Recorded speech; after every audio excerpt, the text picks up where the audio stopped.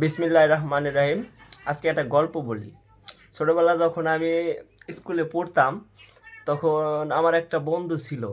বন্ধুটা করলো কি, একজনের সাথে ঝগড়া লাগলো। ও করলো কি, পোল্ট্রি নিয়ে তার পক্ষ নিল। আমি তখন 7 বা 8 পড়ি। তখন পোল্ট্রি নেওয়ার পরে ওই বন্ধুর সাথে আমি সম্পর্ক নষ্ট করলাম। এখন পর্যন্ত কথা হয় নাই।